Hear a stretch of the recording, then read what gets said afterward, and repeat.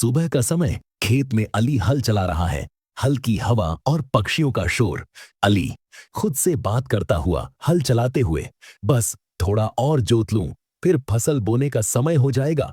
अचानक उसकी नजर जमीन पर पड़ती है। वह रुकता है और झुककर देखता है। अरे ये क्या?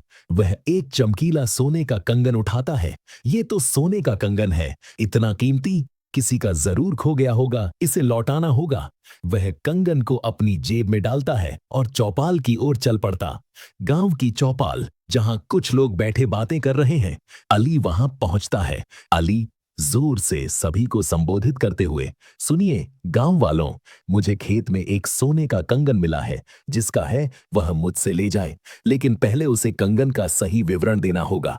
गांव वाला हैरानी से अली की ओर देखते हुए, अली तू इतना कीमती कंगन लौटा रहा है? इसे रख लेता तो तेरी गरीबी दूर हो जाती। अली मुस्कुराते हुए शांत स्वर में, नहीं भाई, ये मेरा नहीं है। जो चीज मेरी नहीं उसे रखना चोरी है। मैं ईमानदारी से जीता हूं। तभी नासिर, एक धनी व्यापारी, जल्दी जल्दी चौपाल पर आता है। वह आत्मविश्वास से भरा हुआ है। नासिर उत्साहित अली की ओर बढ़ते हुए, अली वो कंगन मेरा है, दे दे मुझे। अली शांत स्वर में नासिर को देखते हुए, ठीक है नासिर साहब, लेकिन पहले बताइए कंगन कैसा है? उसका रंग, डिजाइन, कोई खास निशान? नासिर जल्दबाजी में सोचते हुए, हाँ हाँ, वो सोने का है, गोल है और उसमें एक लाल पत्थर जड़ा है। अली सिर हिलाते हुए गंभीर स्वर में, नासिर साहब, इस कंगन में कोई लाल पत्थर नहीं है। आपका कंगन नहीं है ये। नासिर गुस्से में चिल्लाते हुए, तू झूठ बोल रहा है, दे मुझे कंगन। गांव वाला बीच में नासिर को डांटते हुए, नासिर, अली ठीक कह रहा है। अगर कंगन तेरा होता तो तू सही विवरण देता। चुपचाप चले जा। नासिर गुस्से में बड़बड़ाता हुआ चला जाता है। गांव वाले अली की प्रशंसा करते हैं। अगले दिन चौपाल पर फिर से लोग जमा हैं। अली वहां बैठा है। तभी रुखसाना, एक गरीब औरत, रोते हुए आती है। रुखसाना रोते हुए अली के पास जाकर, अली भाई, सुना है तुम्हें एक कंगन मिला है। वो मेरा है, मेरी माँ की आखिरी निशानी है। अली दयालु स्वर में रुखसाना को सांत्वना देते हुए, रुखसाना बहन, रो मत, पहले बता कंगन कैसा है? रुखसाना आंसू पोंछते हुए सटीक विवरण देते हुए, वो सोने का है, छोटा सा, उसमें फूलों की नक्काशी है और बीच में एक छोटा सा नीला मोती जड़ा है। अली मुस्कुराते हुए खुशी से, बिल्कुल सही, ये रहा तेरा कंगन।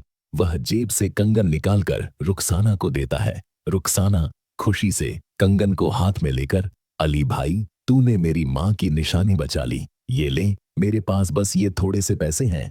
वह कुछ सिक्के निकालती है। अली हाथ जोड़कर विनम्रता से, नहीं बहन, मुझे कुछ नहीं चाहिए, तेरा आशीर्वाद ही काफी है। गांव वाले अली की तारीफ करते हैं। रुखसाना कंगन को सीने से लगाकर दुआएं देती हुई चली जाती है। कुछ दिन बाद जमींदार के घर का आंगन। अली को बुलाया गया है। जमींदार एक कुर्सी पर बैठा है। उसके आसपास कुछ गांव वाले खड़े हैं। जमींदार गंभीर स्वर में अली की ओर देखते हुए, अली, मैंने सुना कि तूने एक कीमती कंगन उसकी असली मालकिन को लौटाया। नासिर जैसे लालची को भी तूने खाली हाथ भेज दिया। तेरी ईमानदारी ने गांव का नाम रोशन किया है। अली विनम्रता से सिर झुकाकर, जमींदार साहब, मैंने वही किया जो सही था। जमींदार मुस्कुराते हुए गर्मजोशी से, और इसीलिए मैं तुझे इनाम देना चाहता हूं। मेरी जमीन का एक हिस्सा अब तेरा है। उसमें खेती कर और अपनी जिंदगी संवार। अली हैरानी और कृतज्ञता से आंखों में आंसू लिए, साहब, ये तो बहुत बड़ा इनाम है। मैं आपका शुक्रिया कैसे अदा करूं? जमींदार हाथ उठाकर दयालु स्वर में, शुक्रिया की जरूरत नहीं, ईमानदारी का फल हमेशा मीठा होता है।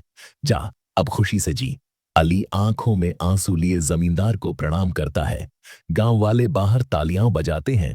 ईमानदारी का रास्ता मुश्किल हो सकता है, लेकिन उसका फल हमेशा मीठा और सम्मानजनक होता है। अली की तरह अगर हम सच्चाई और नैतिकता के साथ जिए तो दुनिया हमारा सम्मान करेगी।